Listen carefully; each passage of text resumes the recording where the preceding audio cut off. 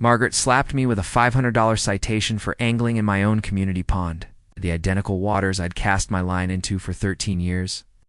The exact location where my beloved wife and I enjoyed our final tranquil dawns before illness claimed her. $500 for dropping a hook into waters that were marketed as shared community amenities when I purchased my home back in 2010.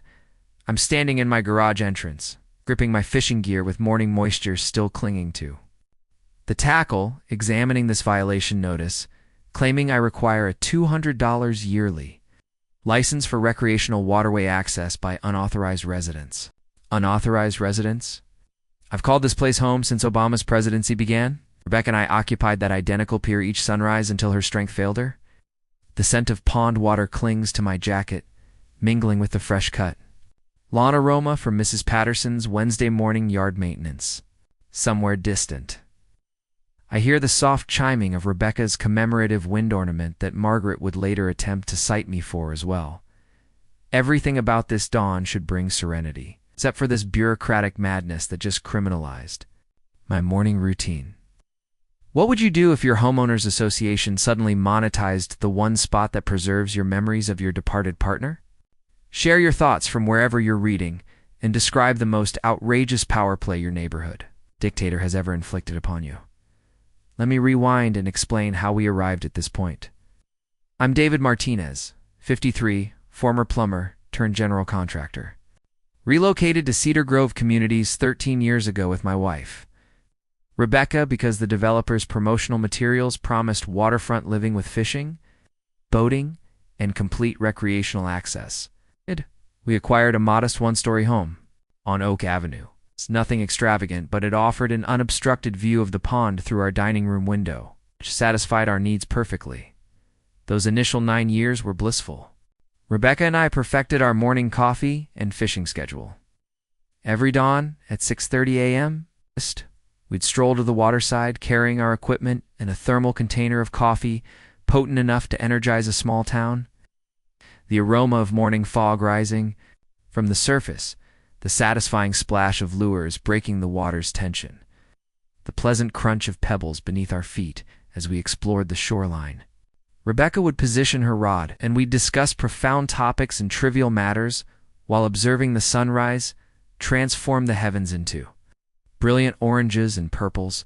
Following her cancer diagnosis, those mornings became holy. Occasionally, the soul tranquility we could discover between treatment sessions and restless evenings. Even after her passing 4 years ago, I maintained our tradition. It's my method of remaining connected to her spirit, of preserving her memory vivid, when everything else seems to blur. But then the predators arrived. 9 years ago, after the developer completed selling the final parcels, residents established an HOA to safeguard property values and uphold community guidelines. Initially, it involved reasonable regulations. Maintain your lawn. Avoid painting your house fluorescent colors. Clean up after your pets. Basic neighborly courtesy codified into formal rules. I actually supported it because, honestly, nobody desires living beside someone with a front yard resembling a junkyard. Enter Margaret Kingsley, 49-year-old real estate broker who purchased one of the larger executive homes on the eastern section 6 years back and immediately began pursuing HOA leadership positions. Visualize this woman operating a silver Lexus with the vanity plate rules 1. It's literally keeping a measuring tape in her handbag to check grass heights during her enforcement rounds, and possessing that calculating smile real estate professionals master in training seminars. She secured election as HOA president for consecutive terms by promising to enhance community standards and protect our investments. Her spouse Robert serves on the municipal council, providing Margaret sufficient political influence to become genuinely hazardous when opposed. 7 months ago, Margaret's board discreetly modified the pond access regulations without proper community approval. Suddenly, established residents required a $200 annual license for recreational waterway usage certification, bureaucratic jargon. For we desire additional revenue, the genuine insult. They only announced this policy modification on some HOA website portal that half the community doesn't realize exists because we're occupied actually living our lives rather than obsessing Over digital documentation. I certainly don't spend my mornings monitoring HOA websites. I have rain gutters to repair, pipes to unclog, and fish to catch. So when Margaret personally drove past last Wednesday morning in that Lexus, observed me casting my line as I have for 13 years, and decided to play fishing enforcement. Officer, she probably envisioned dollar signs dancing in her mind. $500 citation, plus that $200 license fee equals $700 directly into her HOA treasury. Easy money from the grief-stricken widower who wouldn't resist. I marched directly to her reel. A state office that functions as HOA headquarters. The location smells like stale coffee mixed with commercial-grade air freshener. Furnished with those inexpensive plastic chairs that adhere to your skin during summer heat. Margaret's positioned behind her oversized desk wearing a charcoal business suit, manicured fingernails, tapping the wood surface like she's maintaining rhythm to my increasing frustration. That fluorescent light above her workspace hums like a dying insect. I'm thinking this woman has never encountered genuine adversity in her perfectly orchestrated existence. Regulations are regulations, Mr. Martinez, she states without bothering to glance up from her computer monitor. Ignorance of policy changes doesn't constitute a valid excuse for non-compliance. I explain about Rebecca, about our morning tradition, about how I've been fishing this pond since before Margaret even knew this community existed. Your response: I'm certain your late wife would expect you to follow appropriate community guidelines. Payment is required within 30 days, or will be compelled to pursue legal action. That's when I realized this wasn't about regulations or community standards. This was about power, control, and putting the aging contractor firmly in his place. Margaret had no idea she'd just declared war on the wrong individual. Within 48 hours, Margaret proved she wasn't bluffing. Another letter in my mailbox threatened to lien on my property, but here's where it becomes truly spiteful. She began conducting daily compliance patrols past my house in that Lexus. Yeah.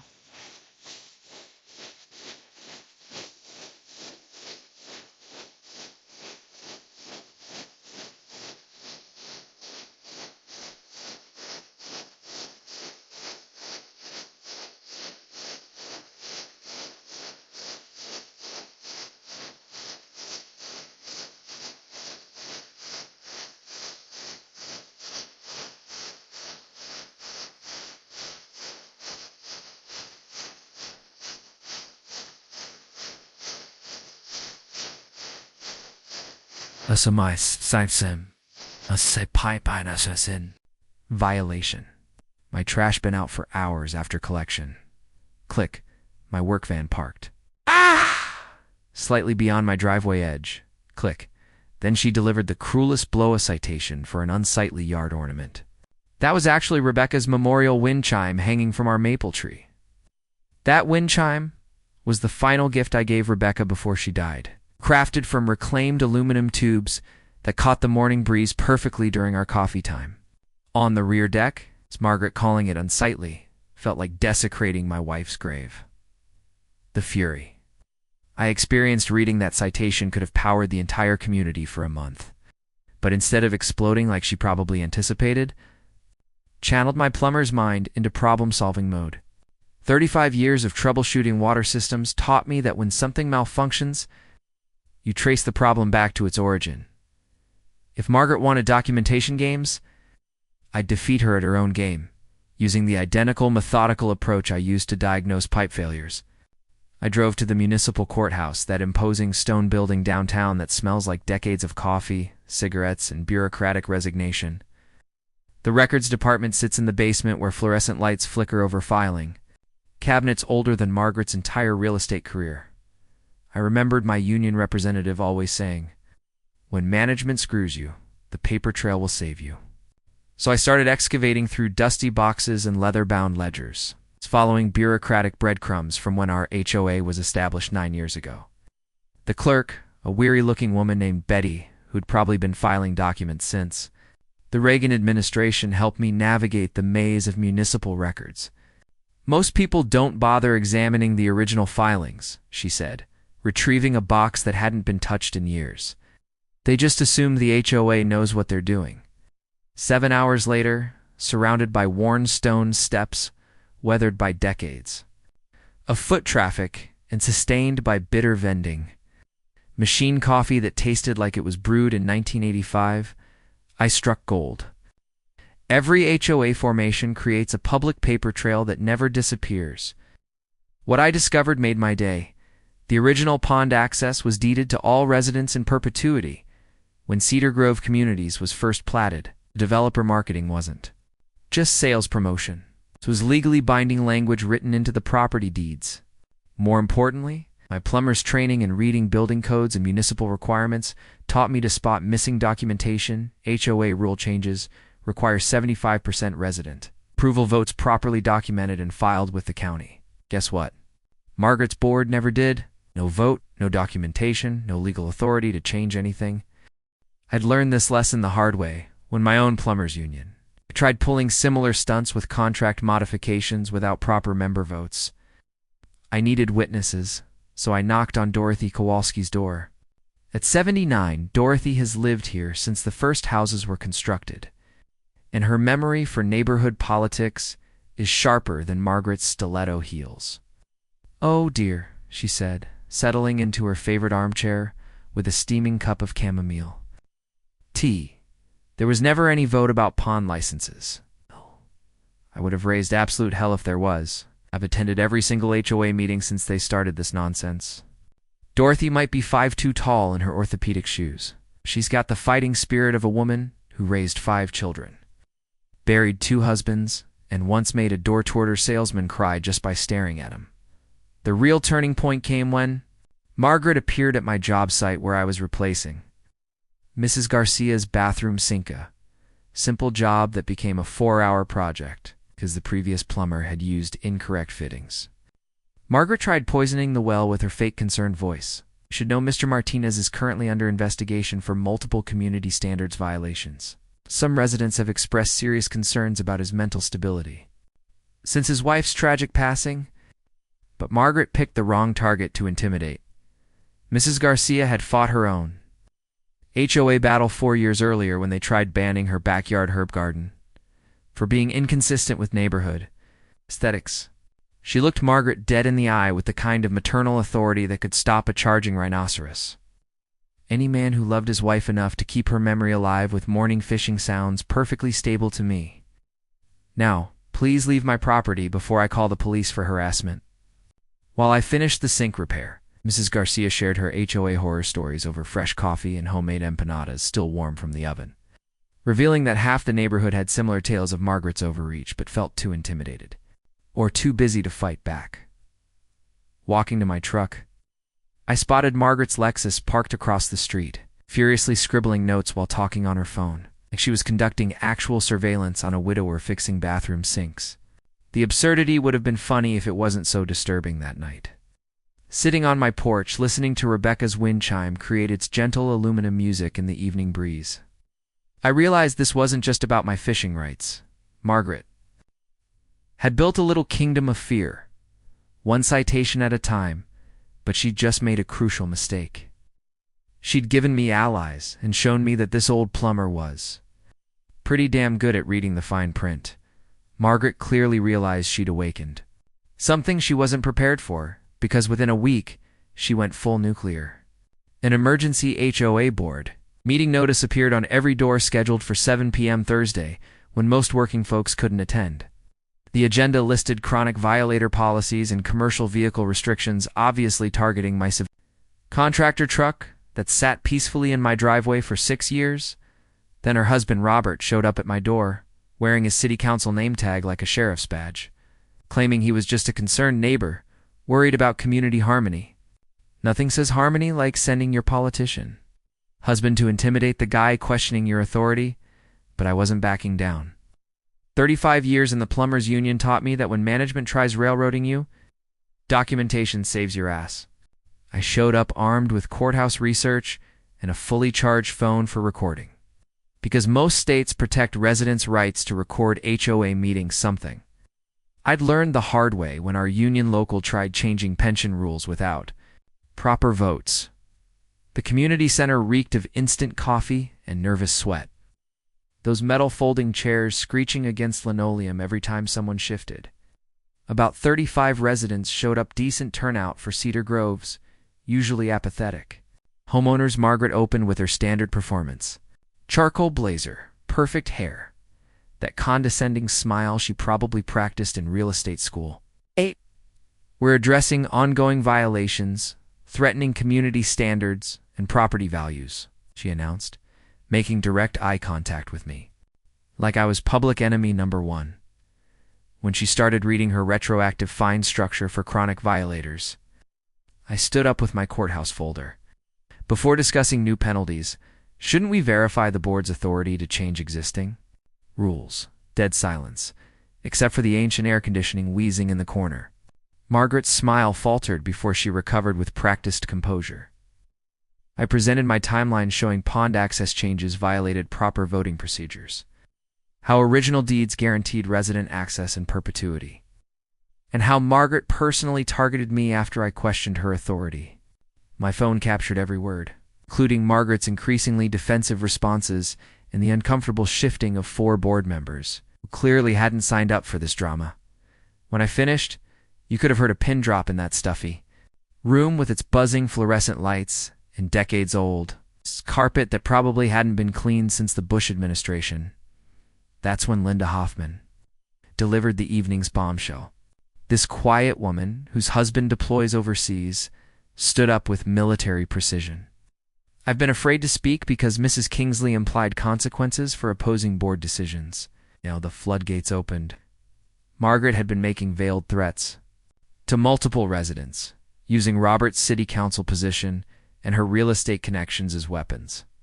Linda's military wife training taught her to recognize bullying tactics, and she'd been documenting Margaret's behavior for months, waiting for someone to make the first move. For more residents shared their stories, Mrs. Bennett cited 4 culturally inappropriate garden ornaments.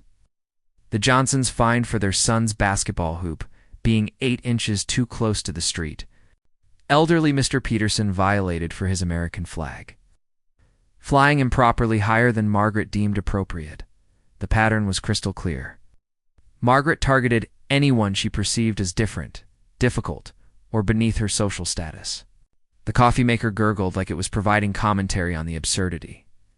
After the meeting, Margaret cornered me in the parking lot with Robert trailing behind, looking like he'd rather be anywhere else. You have no idea what you're starting. Mr. Martinez, she hissed. Perfect composure, finally cracking. This community was peaceful before you decided to cause trouble. Standing under those harsh parking lot lights, I realized she genuinely believed she was the victim. Margaret? I said calmly. This community was peaceful when people could fish without paying extortion fees. Robert actually nodded slightly before catching himself, driving home. I noticed more porch lights than usual, and small groups of neighbors talking quietly in driveways. The smell of evening barbecues mixed with jasmine reminded me of why Rebecca and I chose this neighborhood. It used to feel like a real community. Margaret's intimidation attempt had backfired spectacularly, revealing the depth of resentment simmering under her iron-fisted rule. My phone buzzed with Linda's text. Coffee tomorrow? Strategy time? For the first time since this mess started, I smiled. Margaret had just made the classic bully mistake. She'd united her victims against her. Margaret's response to losing control of that board meeting was swift and vicious. Within 48 hours, she filed a formal complaint with the city about my illegal home business operations, claiming my contractor truck violated residential zoning laws. Never mind that half the neighborhood runs businesses from home Mrs. Patterson's accounting practice, Dr. Kim's telehealth consultations. Even Margaret's own real estate office operates from her converted garage.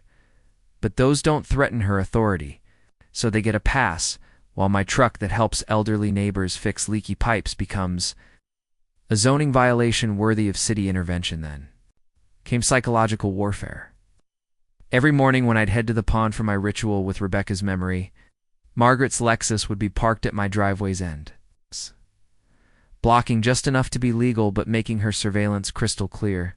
The smell of her overpowering floral perfume would linger in the air even after she drove away, mixing unpleasantly with the fresh morning dew. When potential clients arrived for estimates, House. She'd suddenly appear on her neighborhood walk, clipboard in hand like some kind of housing inspector, taking notes and photos while maintaining that fake smile. Real estate agents perfect in bathroom mirrors. The woman actually pressured Sunrise Pond Maintenance to report my fishing as environmental disturbance affecting water quality. Apparently, a widower with a fishing pole posed more ecological threat than their weekly chemical treatments that turned the water slightly green for days. But Margaret made her biggest tactical mistake that Friday night. Mrs. Garcia had recommended me to her sister, Alina, for emergency plumbing burst pipe, flooding her basement at midnight during a spring thunderstorm that had half the neighborhood's gutters overflowing. I'm racing over with my emergency toolkit, the sound of rain drumming on my truck roof, and there's Margaret's Lexus completely blocking Elena's driveway. Hazard lights flashing like she's providing some essential community service, instead of harassing a contractor during a flooding emergency. Alina emerges in pajamas and rain boots, water still gushing in her basement. And Margaret approaches with that fake concerned voice dripping with condescension. You should be aware this contractor is currently under HOA investigation for multiple violations, and some residents have questioned his professional competence. Alina, who speaks perfect English despite Margaret's racist assumptions otherwise, stared at her like she'd lost her mind. Lady, my basement is flooding. Move your car right now, or I'm calling police. The rain was coming down harder, soaking all three of us. But Margaret stood there, arguing about proper contractor vetting procedures while Elena's basement filled with water. That's when I knew Margaret had completely lost touch with reality. She was more concerned with harassing me than helping a neighbor whose house was flooding. That incident convinced me to call Tom Berkshire, downtown lawyer whose office smells like old books and fresh coffee, with law diplomas covering walls, that have probably seen every kind of neighborhood dispute since the Reagan administration. HOA harassment cases are becoming my specialty, Tom said, leaning back in his leather chair that squeaked with the authority of decades handling small-town legal battles. Most people don't document properly, but you've been thorough. It's preliminary. Research revealed Margaret had generated 52 formal complaints in 19 months, compared to 14 total complaints in the previous 7 years combined. When Tom contacted Detective Sarah Kim about harassment patterns, she recognized Margaret's name immediately. We've had multiple reports involving that address. Individual incidents seem minor, but the cumulative pattern suggests systematic targeting. That crosses legal lines. Detective Kim explained that HOA board members can be held personally liable for harassment and exceeding their legal authorities, something I'd never learned in my plumbing career, where union protection usually handled workplace bullying before. It escalated to legal issues. Other neighborhoods had successfully sued problematic board members for creating hostile environments and violating residents' rights. Margaret's escalating behavior was building a textbook case for personal liability. That knowledge hit me like discovering a gas leak behind drywall. Dangerous if you're unprepared, but manageable once you understand exactly what you're dealing with and how to protect yourself. Elena's flooding emergency became Margaret's legal undoing. 4 neighbors witnessed her blocking a driveway during a documented emergency, and Elena's college-age daughter captured the entire confrontation on phone video while live streaming to her friends, creating permanent evidence of Margaret's complete lack of judgment. The footage showed Margaret's true character, someone so obsessed with petty authority. She'd interfere with emergency repairs to harass a contractor she personally disliked, even during a neighbor's crisis. Meanwhile, Dorothy had been organizing coffee conversations with longtime residents. Linda brought military precision to documenting Margaret's escalation patterns, and Mrs. Garcia offered translation services for our neighborhood's Hispanic families who had their own Margaret stories but felt too vulnerable to speak up without community support. Our growing investigation revealed Margaret's enforcement systematically targeted minorities, elderly residents, and anyone she perceived as lower socioeconomic status. The Hendersons got formal warnings for rose gardens extending 3 inches past property lines, while Margaret's own elaborate landscaping clearly violated identical setback rules without any consequences. Her behavior became so erratic that even Margaret's real estate clients started asking pointed questions about neighborhood stability and leadership. Nothing hurts an agent's credibility like potential buyers wondering if the listing agent herself might be the neighborhood's biggest problem.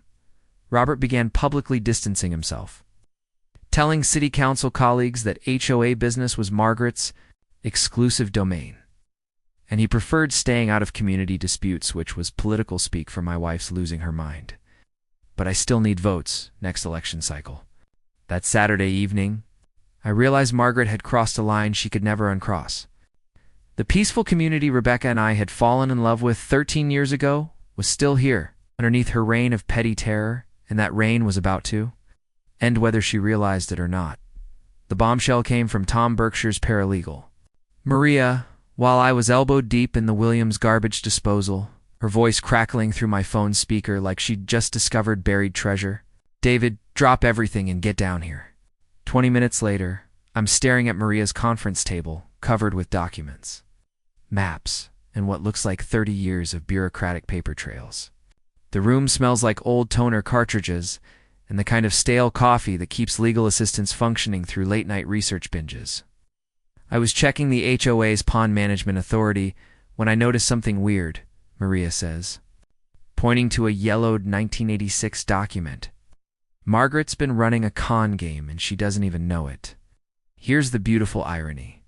Cedar Grove Development LLC owned our pond when they built the subdivision, promising community access and all. Their marketing brochures. But here's what nobody bothered checking: the pond ownership never actually transferred to residents or the HOA when the development was completed. The developers just dissolved their company in 1994 and walked away, leaving the pond in legal limbo. Margaret's HOA has been collecting fees and issuing citations for property they never owned, like charging admission to someone else's movie theater. Maria traces her finger across county records showing the paper trail. When Cedar Grove Development LLC dissolved with no legal successors, the pond reverted to county ownership as abandoned commercial property. For 9 years, Margaret's been playing dictator over county land, collecting illegal fees while the real owners, the taxpayers, had no idea what was happening. The taste of irony is sweeter than Maria's burnt coffee. Gets better. Maria grins, pulling up the county's surplus auction website. They're auctioning the pond in 7 weeks. Minimum bid, $130,000. And guess how many registered bidders there are? Nobody even knows it's available. I'm staring at that computer screen thinking about Rebecca's $190,000 life. Insurance policy sitting untouched in my savings account because spending it felt like letting her go. I always said that money should be used for something meaningful, something that would honor our life together. The strategic implications hit like a lightning bolt. I could own the pond, Margaret, weaponized against my grief ritual. Every citation she issued, every fee she collected, every threat about access restrictions, all based on authority she never possessed. The woman who called Rebecca's memorial wind chime unsightly could suddenly find herself banned from property I legally own. The poetic justice would have made Rebecca laugh until she cried. Tom leans back in his squeaky chair. It's looking like Christmas morning. "David, you realize what this means?" Margaret's entire power structure is built on quicksand. The moment you by that pond, her authority evaporates.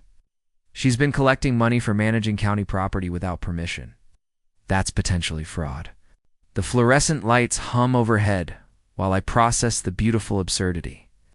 The HOA queen doesn't own her kingdom, but ownership means responsibility. I could be as vindictive as Margaret, turning the tables and making her life miserable.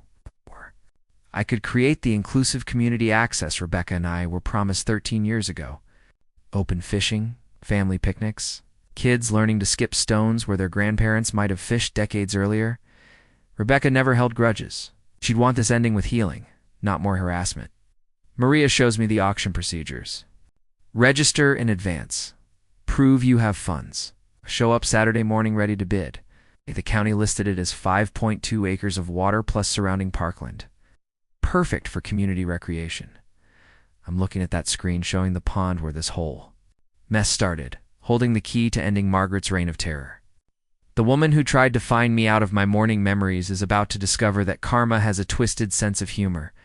7 weeks to keep this secret while Margaret continues her harassment campaign, completely unaware she's been managing property that doesn't belong to her HOA. 7 weeks to plan how to transform her weapon of control into a symbol of community healing. 7 weeks until the grieving widower she tried to intimidate becomes the legal owner of her entire power base.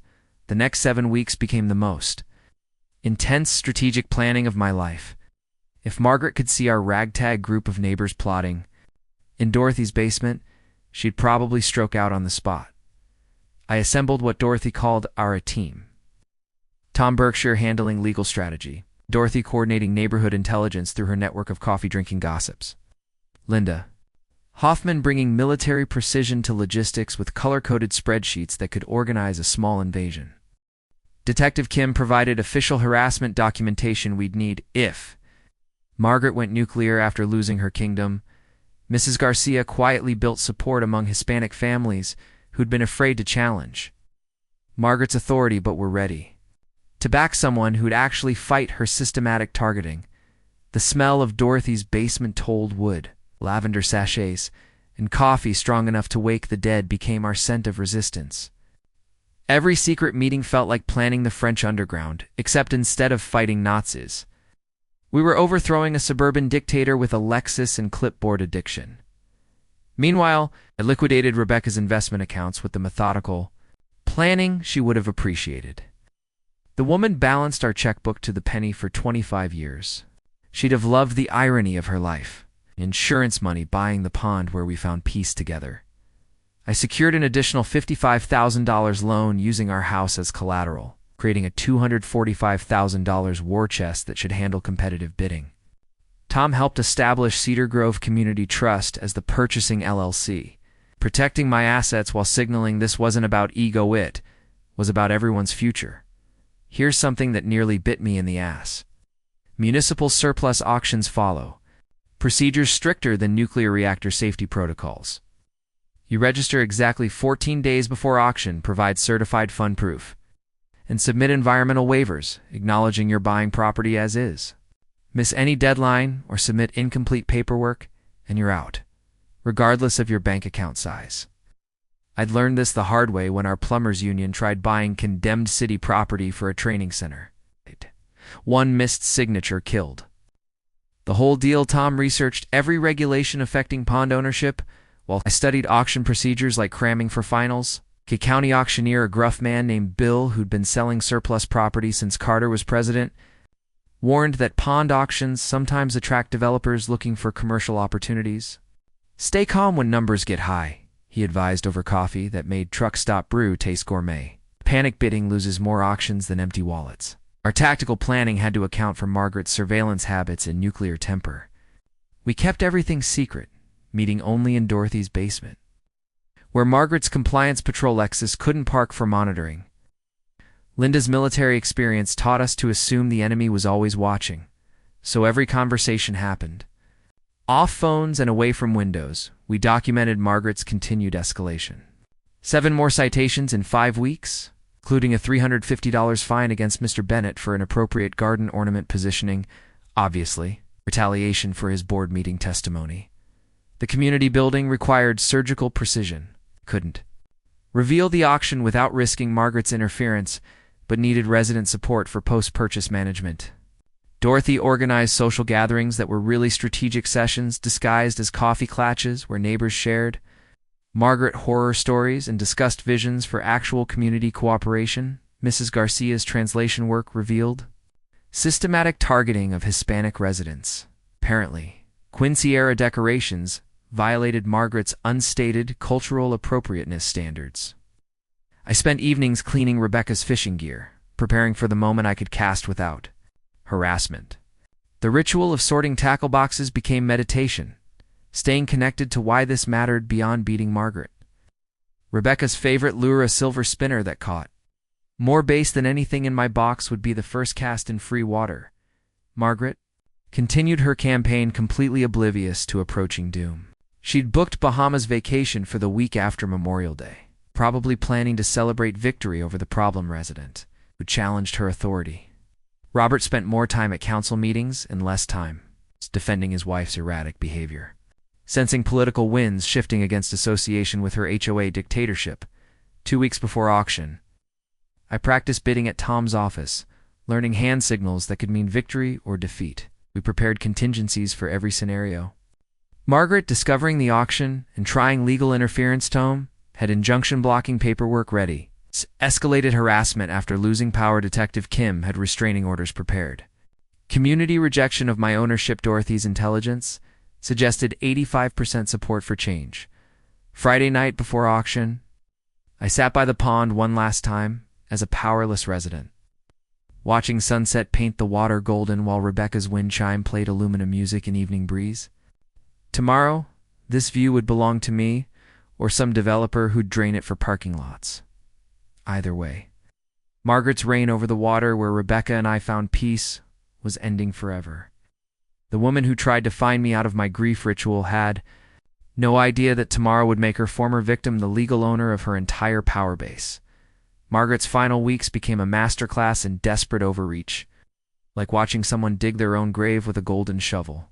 She tried having my business license revoked through false complaints about unsafe plumbing work, which lasted exactly until Tom's legal intervention proved I'd never done commercial plumbing since retirement. She organized a petition demanding my removal as a disruptive resident, which Robert had the political sense to distance himself from when only 4 neighbors signed it: her tennis partner, her hairdresser's mother, someone who apparently signed thinking it was for Girl Scout cookies, and one signature that looked suspiciously like Margaret's own handwriting. The woman even attempted having my truck towed from my own driveway on some invented commercial vehicle violation, calling in favors until Detective Kim informed the towing company that harassment complaints were already on file. Margaret's escalation had become so obvious that neutral neighbors started documenting her behavior with phone cameras, creating evidence trails that would make CSI investigators jealous. Mrs. Patterson across the street began timing Margaret's surveillance drives. Apparently, my street got more attention than a presidential motorcade route, but I maintained poker face perfection, continuing my morning fishing ritual while Margaret photographed me from her Lexus. Completely unaware she was documenting harassment of someone about to become her legal boss. The irony tasted sweeter than truck stop coffee. Tom submitted auction paperwork exactly 14 days early while Margaret was measuring someone's grass with her ridiculous ruler, and I transferred funds to escrow while she spread rumors about my mental breakdown following Rebecca's death. Apparently, grief disqualifies you from community participation in Margaret's world. Her sabotage attempts reached comic desperation. She filed an emergency injunction claiming my fishing violated environmental breeding season protocols, which a county judge threw out faster than we cold fish after 15 minutes. She tried draining the community pool as some power demonstration, until 4 board members threatened removing her from office for exceeding authority. The smell of chlorine and desperation hung in the air around that empty pool like Margaret's fading control over everything she'd tried to micromanage. The real turning point came when Robert finally grew a spine. Margaret's husband appeared at Tom's office Wednesday afternoon, looking like he'd been carrying concrete blocks for months, loosening his city council tie like it was choking him.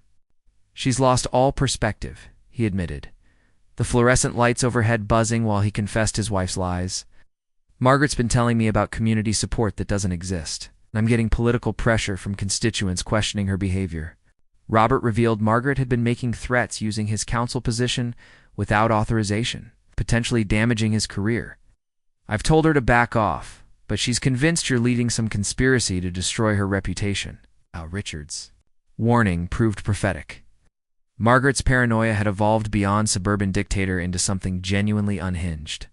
Linda's intelligence network reported secret meetings with her few remaining allies, planning emergency community protection measures that sounded more like vigilante justice than HOA management. The woman had convinced herself that my research constituted personal attack requiring defensive action, like I was plotting international espionage. Instead of challenging pond access fees, my coalition continued documenting Margaret's accelerating breakdown as she issued 19 citations in 3 weeks, targeting families who'd supported me, Mrs. Bennett got fined $450 for excessive outdoor decorations because her grandson drew hopscotch squares on their driveway. The Hendersons received violations for inappropriate lawn maintenance when grass edges didn't meet Margaret's surgical precision standards. Most cruelly, elderly Mr. Peterson faced $350 fines for flying his American flag improperly because it was visible from multiple angles around his corner lot. Apparently, patriotic display violated Margaret's aesthetic sensibilities, Detective. Kim's harassment case strengthened daily as Margaret built evidence against herself faster than we could document it. She's creating textbook retaliation patterns any court would recognize. Kim explained over coffee that actually tasted decent compared to courthouse vending machine swill. Systematic enforcement, escalation following community challenges, vulnerable, resident targeting, obvious personal vendetta, disguised as policy enforcement.